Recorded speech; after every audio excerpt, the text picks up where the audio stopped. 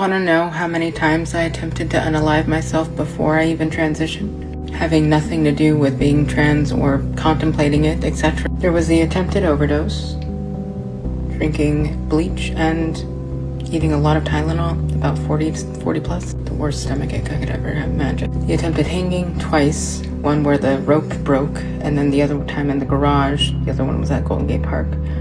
And I was too scared to jump.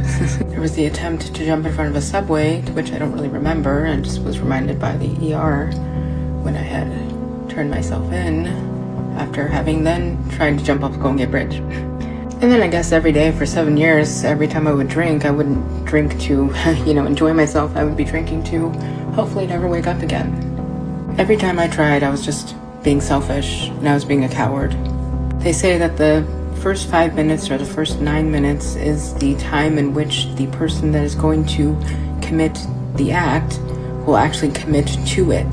Anytime longer than that, you've already overthought it, and it definitely, you don't end up doing it. It's pretty much almost what happened to me almost every time. Mind you, this is all not because of trans ordeals and anything. I was just feeding into the victimhood mindset. Woe is me, self-pity parties, yada yada yada, misery loves company. It just never gets you anywhere, I promise. But through trial and tribulation, I kind of realized, well, I need to stop being selfish, stop feeling sorry for myself, etc.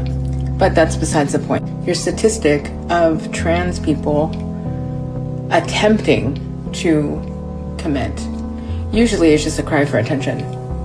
Usually it's just a cop-out coming from a person from experience. Because it's not a cry for attention if you're actually successful. But if you don't succeed, then, and then someone finds out because you have to tell someone, because, you set it up to where, someone finds out and yada, yada, yada, because you need that attention, you need that validation. People that are dead set on deading themselves don't tell anybody. They just go out and, or they do it with a bang, basically. And you need that something. Because either the hormones have either made you go batshit insane, as per the first 3 months of your transition are considered the hell months of your transition, especially going from male to female. I don't know what it feels like to do female to male, but they're the most intensive months of your transition, given the fact of the emotional and mental shift that you are now transitioning into, to which most people cannot handle, at all. This is how I know that women are psycho bitches, because honestly, I thought I knew emotions before I started taking synthetic estrogen. Being a Cancer, we're technically supposed to be really emotional. Well, no, I was wrong, because I'm still falling. I'm falling down that pit, bottomless pit of emotional depth. I'm like, what is this? But the first 3 months of that, on top of being an alcoholic, I'm surprised I didn't try to commit, unalive myself. So if these kids are going through something to which they're not being, or even adults, it's like when you're an adult, you're making this decision to transition, you should know damn well if you have the genetics, the androgyny to potentially actually be having a smooth transition. And if you already are aware of that, then you better own it before anyone owns it with you, owns it against and uses it against you. But if you're a child, I guess you must be an adult, because if you can't really... the argument of if you need to be 18 to get a tattoo, but yet you can be under 18 and be on hormones, kind of crazy sort of dichotomy of sorts. But if you're that adult enough to choose to start transitioning, then you have to deal with the consequences of what you may or may not be able to handle them.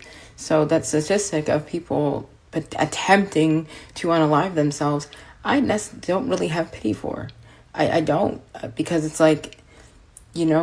it's after that's when people utilize that to become a victim again, or then need it to be, to get attention from, so people can feel sorry for them. And I'm saying that because that's exactly why I was doing it, why I was trying to commit suicide, why I was trying to unalive myself. Goddamn TikTok. It was to get a point across, but also to get the attention, because the last time that I would ever do that was in San Francisco 3 times.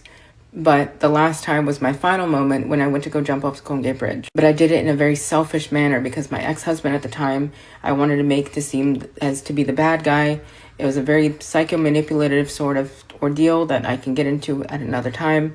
But it is something that I don't regret, but I wish that I did differently because of the fact of how much of an impact it had on him. Mind you, I was inebriated hella at the time, but you can only blame so much on the alcohol regardless. I made the decisions to, made my choices, which resulted in consequences that I still had to deal with, I suppose, today. But luckily, anyways, thankfully thereafter, I definitely was trying to understand myself and went to rehab, and also went to cognitive behavioral therapy. I haven't drank in almost 10 years. Like I'm doing a lot better. So it's like, but at the same time, that's just my spiel when it comes to unaliving yourself. It's not worth it. It really isn't. And the amount of pain and suffering that you caused your entire environment, it's not worth the bridges that you burn because you decided to do something very selfish. Whether or not you had enough love as a child or whatever is besides the point. Find the love, but find the love within yourself first before you can try to seek it somewhere else. Just saying. Moving forward, I'm going to be hitting my 10-year mark of transitioning on May 11th, and I have not had one unaliving thought since. So it really is dependent on the individual's environment, on why they decide to feel such a low to go to such a length and make that decision, whether it is for attention or not, because obviously there's something that is going on within that person that needs to be talked about, needs to be understood, needs to be heard, etc. But at the same time, there's two sides to it, in my very much opinion.